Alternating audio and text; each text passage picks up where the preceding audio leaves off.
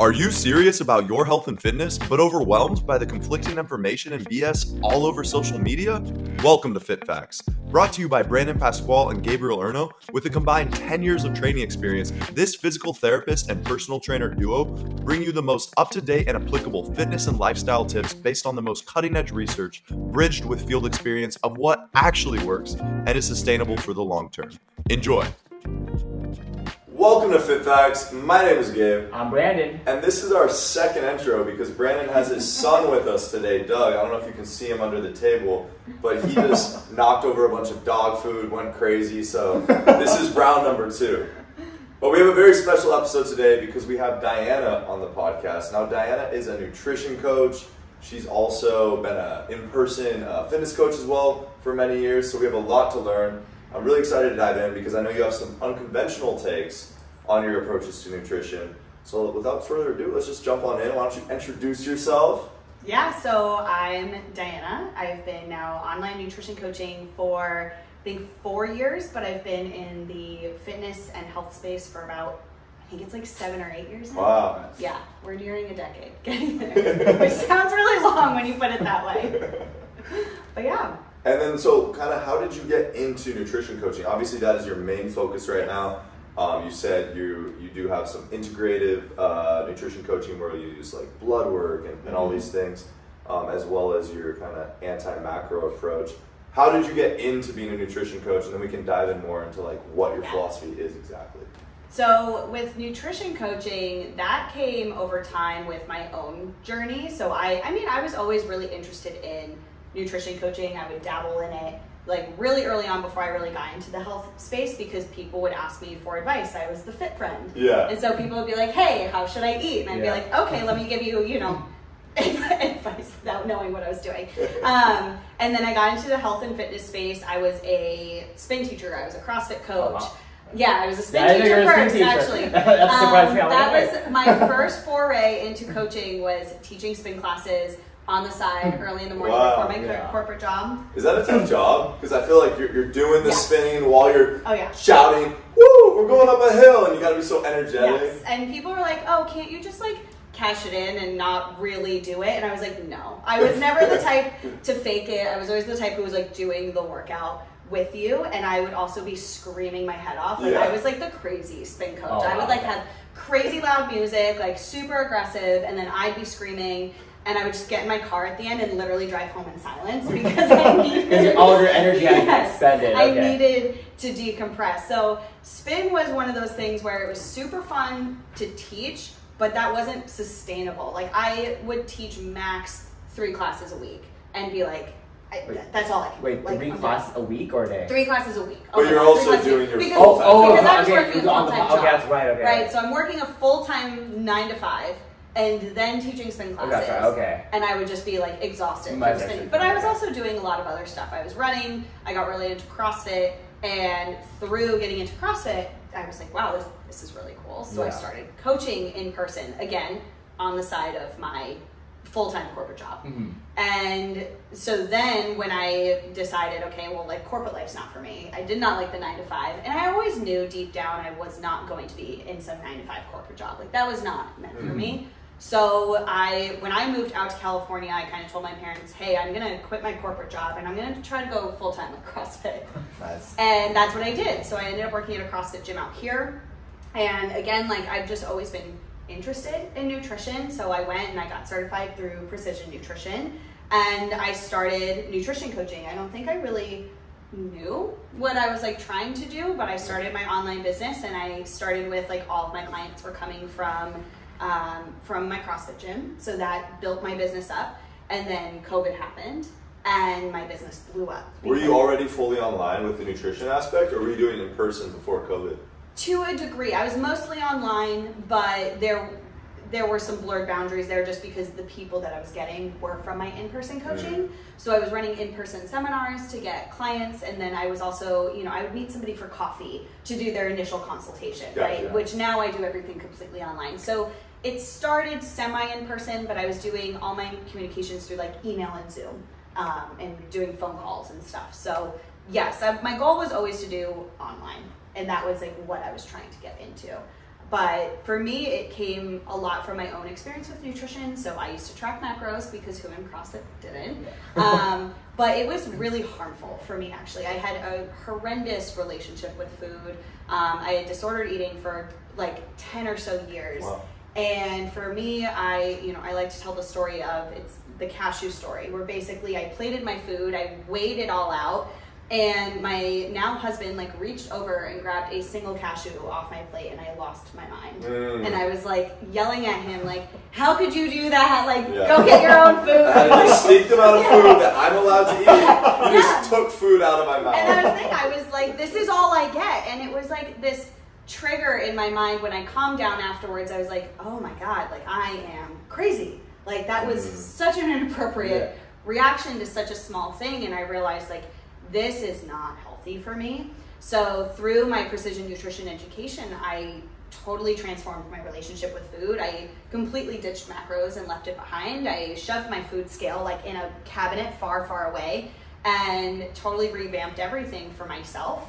And through conversations, I learned that other people had the same struggles as I did. Everybody else was like, I don't want to track my macros, or I'm obsessed with calorie counting and it's really messing with my head. And I was like, I have this different way that I can show you that worked really well for me. And that's just what I built my business off of, is what I knew worked for me could work for others. That's amazing, because I know like there's some instances where you really need to track macros, but it's rare when you actually have to. Like prepping for a bodybuilding show. Yes. Probably got to track your macros. Maybe like some specific, like if you're getting ready for a modeling shoot, you need to be like 7%, but maybe, well, like generally, you know, tracking macros for some people can be a good approach, but like you said, a lot of people have histories of eating disorders. It's going to be really triggering. And then some people just simply don't want to do it. Yeah. And then when they find out, oh, there's another way, that becomes really appealing. So that's super interesting. When you're working with a client, you said that, you know, you're doing the anti-macro thing. So are you doing like the food portions, which you talked about a little bit? Like how does that work usually? So I do the hand portion method. So I teach people how to visually see their portions on their plate rather than weigh and measure it. And you use your hand as a frame of reference, right? So the size of your palm is the size of a portion of protein. And yes, like, so as you mentioned, you know, people are going to have goals, right? A lot of people come to me for weight loss or body recomposition. They want to gain muscle, they want to fuel their bodies. And to some degree, they need to know how to fuel their bodies, like how many calories to eat and what the macronutrient breakdown of that is. But I do it in a much more highly estimated way. So it's like, okay, here's how many portions of each to eat across the day, and here's how to make that work. But people aren't looking at, this is how many calories I'm eating, or this is all I can eat. And I do take a much more flexible approach, right? With macro tracking, a lot of times I feel like you're encouraged to get your numbers, like to be exact every single day, or, you know, you can't go over. And I take a very, you know, flex approach where it's like, hey, if you overate one day, like it's not going to be a big deal, and that's totally fine. We can just curb it elsewhere, or we can do something a little bit different, or there are going to be certain days where you should give yourself a break. And you don't have to meet your portions perfectly, or you don't even have to track them, and we can go with a more high level approach, right? So I just take a very flexible approach to nutrition that is a lot more forgiving than I feel tracking macros often is, and it's really great for people who are healing. Totally. So for you, what is your ideal client? Like, I think when we were kind of discussing beforehand, you said highly stressed individual who overeats, under exercises, and their lifestyle is kind of in disarray. Is that correct? Would you actually add flip to that? Yeah. Okay. So it would be under eats and over exercise. Gotcha. And that was like me to a T. Like when I was in CrossFit, I was working out all the time. So I was CrossFitting 5 to 6 days a week, but I was also training for a half marathon. So I was running 3 days a week. Then on top of that, I was still teaching spin classes at least twice a week. And I was working out all the time, and then I was always putting myself in a calorie deficit because I wanted to be thin and I wanted to be lean, and I was like so terrified to gain weight. And I still see people like that to this day, always. And it's those really, like, it's those high overachieving type people, the very type A, who need to control their food, and they need to control their calorie output in order to feel like they're in control of their bodies. But of course, I know from personal experience that we're not in control then, right? We feel actually genuinely very out of control. And I also want to work with the person. So you mentioned bodybuilding. I don't want to work with those. Yeah, that's not your vibe. That's like the opposite of what you do. That is not my thing. I want to work with somebody who wants more of a lifestyle feel to their nutrition, right? Sustainable that they can take when they're like in their 50s, 60s kind of thing. 50s, 60s, like somebody who wants to go out to eat, who wants to go on vacation, who wants to experience life, who wants to eat that piece of cake and just not feel bad about it. I think that's really what draws me, to work with those kinds of people, because they just want to live. Yeah, 100%. And one stat that I've been like recently thinking about a lot is 95% of diets fail. Right. And when we say that, it means literally they gain all the weight they lost on this diet back. So something's not working. 95% of diets fail. And I think it's because it's not sustainable. So when you think of like counting calories, measuring, weighing everything out, that seems less sustainable to me than just getting into the mindset where you understand, okay, like I should build my meals this way, a portion of protein, and then like that just becomes the way you eat. It's just the norm. So I really like that. Any questions, Brandon? Actually, I feel like a lot of those people who are like the high stress people, they have that all or nothing mentality. I mean, I have it also sometimes where it's like they'll either go on like a very like a week of strict eating, and then let's say like a life event happens or they're busy with work, they're like, you know what, I'm not going to focus on that anymore. I might as well not even just go like 2 days. I'll just go 0 days of just like, not eating healthy. And they'll just straight up just either binge, undereat, or go back to their default eating habits. Exactly. And a lot of times it just spirals from there, and then you feel terrible about yourself, and then you're like, okay, well, I got to reel it in. And they usually reel it in so much more. And it becomes this restricted binge cycle that I experienced very heavily for a long time, where I was consistently controlling everything that I ate Monday through Friday, and then the weekends would just be like a free-for-all. Yeah. And then Monday I'd be like, all right, time to get yourself back together. And it wasn't working. It wasn't working. But that's what people do, because it's that control piece again. Like, I have to regain control. But really, like, if we have a terrible relationship with food, we are out of control, no matter how in control we think we are making ourselves feel. Yeah, because a lot of nutrition programs, I feel like they don't take account of like that relationship with food, like either prior like when they're in a childhood, or like if they're going to school or in a stressful event. Because I just feel that a lot of people will like what you said, like they want that control, and if they don't have that control, then they'll find it somewhere else probably. Right, and that's what I also try to do. I focus a lot on the relationship with food, because I think food is multifaceted. Like, I grew up with an Italian mother who cooks amazing meals, and food is not just fuel, right? What the fitness community loves. Food is fuel. It's that. But it's a cultural experience. It's a social experience. It takes you to places, and food can be so much more than just fuel, and it can also be fuel at the same time. And being able to explore all these different areas to say, okay, I'm going to make sure that I nourish my body for XYZ goals, or just so that I feel good inside. But then I can also have these experiences with food without feeling like I'm going overboard, or without feeling out of control or guilty afterwards. And being able to manage those feelings around food is super important to genuinely finding control with food. Yeah, I definitely feel that, because I remember when I started eating a little healthier, like in high school. I come from a Filipino family, so when I started eating healthier, and like I started saying no to rice at like my grandparents' house, they would look at me and kind of shame me, and I'd feel bad. I'm like, hold on, I don't think this is how it's supposed to feel, because I feel like maybe if I'm, a little cleaner with how I eat during the week, on the weekends when I go to my grandma's place, I could, enjoy it and see food as like I'm hanging out with my grandma or something. Right, and I've had quite a few clients who have that concern of, well, rice is a huge part of my culture, and I want to be able to eat it. And I'm like, good. You should be able to eat it. There's all these other cultures that they manage to be healthy with their diet. So why in America do we struggle with things like rice so much more, when a lot of Asian cultures heavily use rice in their meals? It's like, that shouldn't be the issue. Really what our issue is that we put so much emphasis on this food is bad, and so now all of a sudden when we're around it, we overconsume it. And it does become a problem for us, but it's not because of the food at its core, it's because of our relationship to that food. Yeah, so in social media, like in the fitness landscape, I definitely see a lot of stuff with like training, lifting, certain body types that are promoted that are, I think, misinformation or harmful in the way they promote it. For you, like, what are some messaging that you see in social media, on YouTube, whatever, that you're like, okay, like this is a message that's very frequently promoted that maybe you have an issue with, or you think is, maybe misrepresented? Anything come to mind with that? Immediately, the lack of talking about genetics. Yes. Right? Like, it's more than just how you eat, and it's more than just how you train, but there is a genetic piece to it. And I do try to be transparent in a sense where, look, I have certain genetics that allow me to be as lean as I am. And I know that if I make a client of mine train the same way that I do and eat the same way that I do, they will not necessarily look the same as I do. So I do think that there are a lot of people on Instagram and TikTok and all over that essentially look really good, and that's what draws people, right? We look at health and fitness coaches and we go, well, I want to look like that. If they look like that, then they must know what they're doing.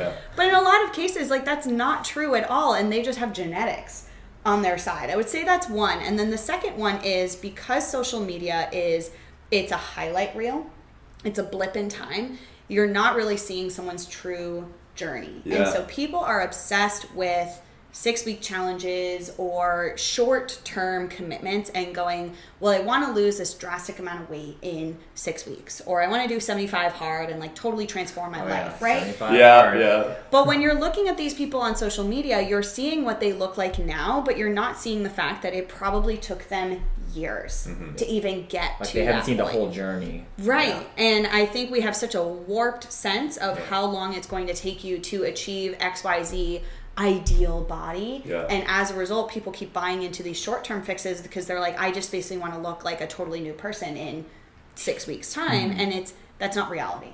Yeah, 100%. Even like the people with the best genetics who might even be using performance enhancing drugs, you're still not seeing that. They've probably been lifting for 5-10 years. They're probably low energy, kind of cranky because they're in this calorie deficit, not feeling great. And then they get hyped up to go on the camera and you're like, wow, he looks so good, feels so good. Is this just his life? The answer is probably no. So yeah, I think that's huge. And me and Brandon even had a podcast episode called Why Six Packs Are Overrated. Because like, you don't take into account like the genetics, the lifestyles, like all these different things that go into that is attainable for some people, but also it's not going to be attainable for a lot of people. So. Absolutely. And what's attainable is also not necessarily sustainable. So I mean, I had a 6-pack back in my disordered eating days. Like I was lean, I was ripped, I was like the ideal body type for a lot of people. And I was miserable. Like, I was so unhappy. I was unhappy with my body. I constantly felt like I needed to lose weight, even though I had a 6-pack. I had a horrendous relationship with food, and I was not confident at all. And then when I started eating more, I don't necessarily have a 6-pack, and I'm so much happier. And I'm in a better place because I also know that what I'm doing is far more sustainable, and that a 6-pack does not determine my happiness in life or my ability to like lift in the gym. Like, a 6-pack is aesthetic, but it doesn't necessarily equal function, and it doesn't equal happiness. And you know what? I'd rather eat pasta and rice than have a 6-pack. Like, trust me, it's way more worth it. 100%. And I think like being in the fitness space, we all can say very, very confidently, a lot of people in the fitness space look amazing and are just the most obsessed and dissatisfied with their physiques. And you think like you build this physique and it makes you happier, and it can. Like, honestly, I've definitely felt more confident and happy, like, you know, with improving my physique over the years. But there's also been times where I start to hyperfixate and I start to focus on these minute details that don't even matter, and then it just really drastically affects my quality of life, even though I've probably looked, you know, objectively the best I've ever looked. So like, just getting super shredded is not the answer. In fact, it usually is gonna make things worse. It's usually a mask for something else that's going on. And that's something else I work on with my clients, because I do tell them, you're valid in wanting weight loss, or you're valid in wanting to transform your body. I don't think we should necessarily shame that aspect of the journey. But I do believe that we need to highlight, just because you'll be thinner does not necessarily equate to you being happier with yourself. And you have to also start to work on your relationship with your body as well. And it goes back to, you know, I had a 6-pack and I didn't think that my body was good enough at the time. Right. And especially with women, we are raised to nitpick at our bodies, right? We are raised to constantly always find a reason to not be happy with our bodies, and that translates to then okay, I'm going to chase weight loss. And what happens when you lose those 10 pounds? Yeah. You're going to want to lose another 5. What happens when you lose those 5 pounds? Well, maybe just 5 more. Sure. And that's where it cycles out of control, because all of a sudden it's never good enough because you didn't heal the actual root of the problem. You thought the root of the problem was, if I'm thinner, I'll be happy. Yeah. But really it's like there's some internal struggle going on there that Yeah. like you're just genuinely not happy with yourself. Yeah, it's commendable if you're at an unhealthy weight and you want to improve your health and you want to Right. lose weight. That's awesome, but like when you take it to an extreme, totally, that's where it becomes Yeah. damaging. Yeah. Another question that popped into my mind. So you have a client, they're highly stressed, they're over-exercising, they're doing everything wrong. What are a couple of like the first lifestyle, I don't know if fix is the right word, but the first, steps you'll take with them to improve themselves? Yeah, so assuming somebody's over-exercising, and we can put that into context of more often than not, people that I'm working with are in high intensity fitness to some degree, whether it's CrossFit or some kind of functional training that's very similar, or they're doing spin classes. Basically, these are people who are addicted to like the sweat and the Yeah. calorie burn. And they're like, okay, I need to do this 5, 6, 7 days a week. All right, pull that back. So usually I recommend about 3 to 4 days a week, but that doesn't mean that the other days you should be sedentary. It's a matter of let's swap it out with something that improves your recovery, right? So, my favorite is people are always like, well, I don't have time to stretch. You do. Yeah. Let's just slash one of those workouts, right? Like, let's get rid of one of those workouts and now you have time to stretch, right? Let's go for a walk. And, I know a lot of these people go to their group fitness classes for that sense of community, and this is where they have friendships. Okay, well, how about we learn how to adjust our training, right? Not every single day needs to be 100%. So how about 3 to 4 days a week? You're going anywhere between like 80 to 100%. And then if you really want to step foot in the gym one more day that week, let's just listen to your body, pull back, maybe go 50, 60, 70% effort. So that way you're getting more active recovery, right? So I really want to shift people from, okay, I have to train all the time, to now we can pull back a little bit. So that's step 1. Step 2 is looking at nutrition. So I like to set a baseline and then kind of gradually increase their calories from there. I don't ever put a client immediately into a deficit. Even if they want weight loss, we need to establish a baseline and make sure they're metabolically healthy and not destroyed from chronic dieting, from whatever they did before me, right? So establishing that, and then instead of really focusing on calories, let's focus on the quality of nutrients that you're getting. Let's make simple shifts, right? So if you're eating a ton of processed food, let's start to switch that out, eat a couple more whole real foods. And I find that without saying, okay, we need to eliminate processed foods, and instead saying, how about you add this whole real food to your diet, all of a sudden the processed food just starts dropping off naturally, right? And now we don't have to make that trade-off of like, you can't eat this. It's like, you can. But let's also connect with like, are you hungry? Do you genuinely want it? What's going on, right? So definitely adjust the nutrition, adjust the fitness, and then really you have to look into how does a person manage stress. So something that I ask people on my intake questionnaire is, what are your stress coping mechanisms? And I will tell you 9 times out of 10, someone will put exercise. Wow. Okay, and I am of the firm belief that exercise is not a coping mechanism. It's not a valid coping mechanism. Yes, it releases endorphins for us when we do it. It makes us feel really good. But the problem is that exercise is also stress. It's a good stress for your body, but it's also stress. So if you're highly stressed and then you're treating it with more stress, you're not actually counterbalancing that. And so I like to start to build genuine coping mechanisms for my clients. How about we learn how to do breath work or meditation or reading? And I'm very open to whatever it is that they want to do, right? I'm not going to be like, everyone has to meditate. That might not be for everybody, but let's find a way to activate your parasympathetic nervous system from time to time so that your body is not constantly in fight and flight.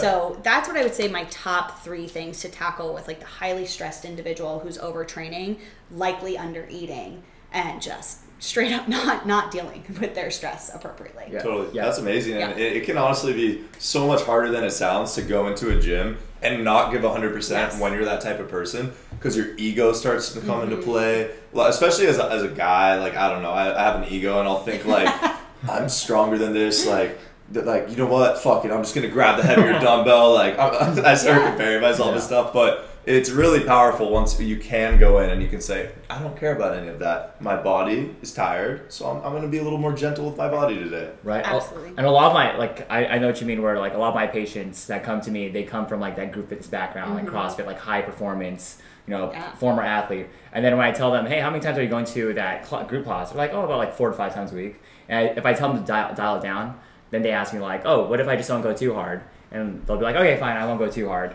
And then I see them next week and they're like, oh yeah, I went pretty hard. I think it's just because it's like, then what I realized, I should start asking them, hey, do you trust yourself to not let your ego get in the way of you like going too hard? Or if not, then I'll give you something else to do.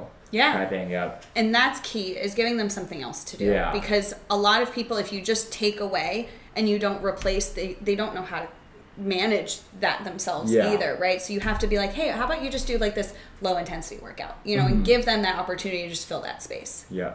Absolutely. Yeah. So with so much nutrition info out there, in your opinion, like what are some ways that the average person can really distinguish good from bad info? It's so hard. I think even with fitness info, I have this one client, he'll come to me, he'll be like, Gabe, this is bullshit, right? I'm like, yes, that is bullshit. Good job. You finally started to get it. But like in the beginning, it can be really hard to distinguish that with both fitness advice, nutrition advice, like everything, you know? So are there any just ways to kind of parse through that, in your opinion, for the average consumer? I would say it's going to be really difficult, but be really careful with fear mongering, right? Right. So social media is so polarizing because that's what the algorithm pushes, is they push things that are very polarizing, very drastic. So if somebody is trying to make you fearful about a very specific type of food, or they're trying to make you fearful about a food group or whatnot, or they're simply saying something that is just so out there, that is a cause for concern, right? I would say anytime somebody says that you have to cut out specific foods or food groups, that to me is Paul Saladino. Sorry, what?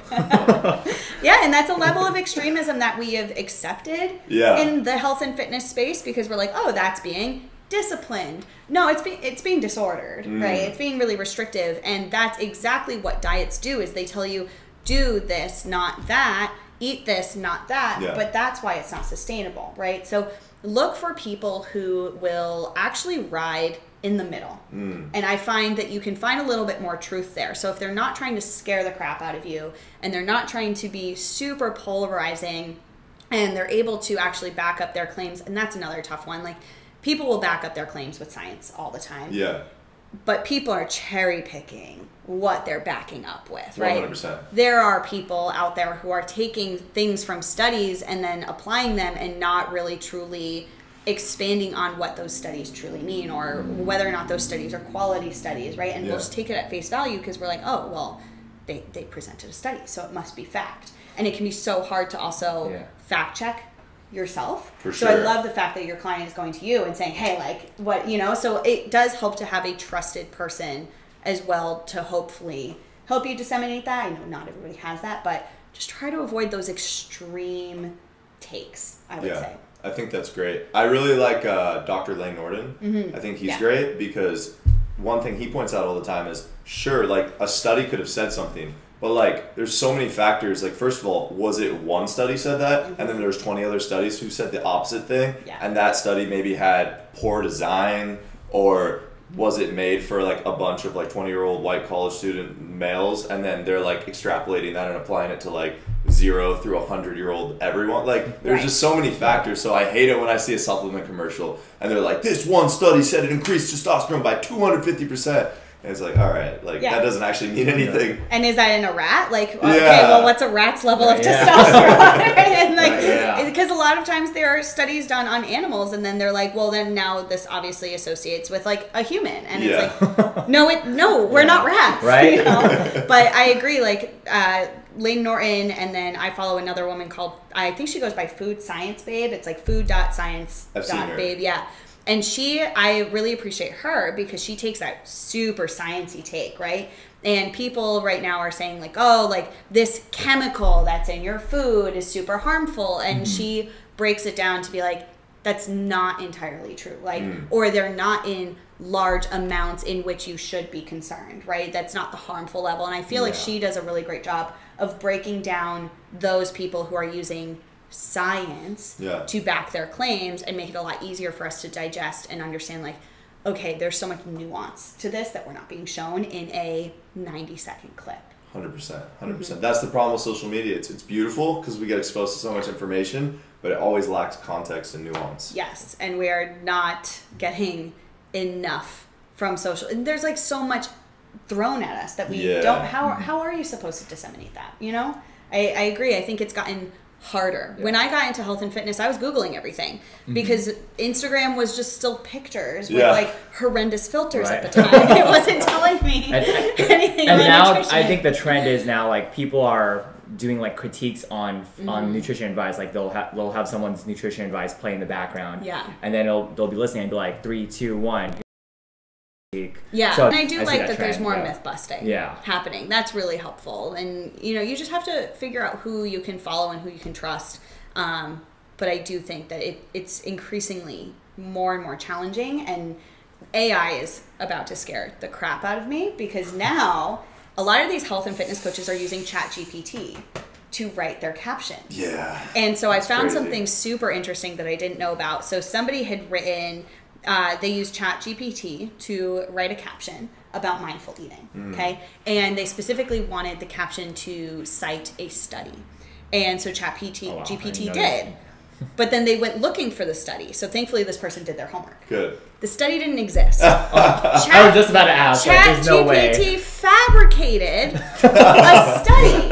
And you have to explicitly tell your AI machine that they have to use a real study to I was like, I didn't know it does that. And she was like, this should be concerning. And I was like, one, I'm more concerned that as a health and fitness coach, you're not writing your own captions, right? Like, I'm sorry, I have not used ChatGPT because I will not. I'm not going to outsource my captions. I 100% have. I'm going to be real. But I review it. I review it also. Maybe I'm a purist. I'm definitely not a fast adopter to technology in any way, shape, and form. So I'm very critical of it. But to me, I'm just like, that is so concerning that like now in this space where health and online fitness coaches are growing. And now all of a sudden AI is writing how many of their captions. And now now we're also realizing that some of those captions are fabricating studies. Well, I think even what I'm more concerned about is like, what if they start writing meal plans with ChatGPT? You can. Or even exercise plans, because I've seen it where like it spits it out and like to the average person it looks fine, and some of them are probably fine. But like you're not gonna really get the actual tailored program. And I know there's a lot of people out there with like, not really high integrity, super big followings who will realize they can capitalize on this technology, and like people are going to be getting shit service. So that's a little scary for sure. The influencer trend of like they look good and they have a great presence on social media, but behind the scenes they're not actually giving you legitimate nutrition or fitness advice. And it's terrifying. It's terrifying. Are you familiar with, I don't want to spend too much time on this, but are you familiar with V-Shred? Oh, yeah. I've been seeing him like that's like the super shredded guy who's like all over like YouTube ads and stuff. Dude, I fucking hate I just laugh because he always brings him up. He's like, what every other episode. Podcast? Every other episode. I just hate that guy so much. But anyway, we won't I do try to always skip his ads whenever I see it because I'm like, there's no way whatever you're telling me is good. I haven't dove into it, but I know that he like promises. I don't even know. I ignore him. I can't. I had a client who came in. I guess his name's Vince. She's like, but like his community is so great and he's so handsome. I'm just like, oh, but like you gained all the weight back. It didn't work for you. Exactly. I hate how like people do believe that, where it's like, oh, he's swole or she's swole. She must like know what she's talking about. But again, like you mentioned before, like no one's talking about their PED usage. So it like, is he on anything? We don't know, right? Like what are they actually doing? And sometimes they're not doing the thing that they're selling. And you don't know that. You're assuming like they could be selling you this online workout program, but be doing a totally different workout that they do for themselves. That's super common. On social media, you'll see someone jacked looking awesome and they're doing like these weird like exercises. They're like doing like a single leg balance, like weird bicep curl thing. And they're like, oh, I got my biceps big because of this. Or they're doing like, I'm like, there's no way. Kicks. Did you? They're doing like flutter kicks for 60 seconds and you're like, dude, you lifted hard for like 3 years to get that body. Exactly. But before we wrap this up, do you feel like there's anything else we should add? Obviously, we want to highlight like you are an online nutrition coach. You're a badass. You're good at what you do. We've described who you work with. Anything else you feel like we should add for the audience out there to know about you or your services? Yeah, I mean, I think what the impression that I like to give out with nutrition coaching is what might work for one person won't work for everybody else, right? And so that's the approach that I wanted to take with nutrition, with the anti-macro approach. And I will always come out and say, macro tracking is absolutely valid. It is a valid strategy. It works for lots of people. It just might not work for you. And that is completely okay, right? And you have to find what does work for you. And, that's what I hope to offer people is an alternative. Yeah. And maybe my method doesn't work for you. And that's also okay. Like, I know that I'm not going to appease to every single person, and that's fine. But there are those who need a different way of coaching, and those who need something else beyond that super restrictive, like highly disciplined, guilt-ridden space.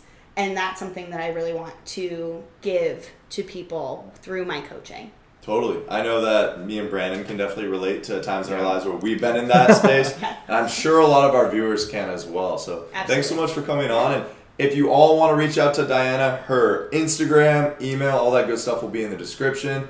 Shout out to Henish Pulikul, my amazing client, for letting us use this space to film Fit Facts. We couldn't have this podcast without him. My name is Brandon. My name is Gabe. And we will see you all in the next episode. Peace. Peace.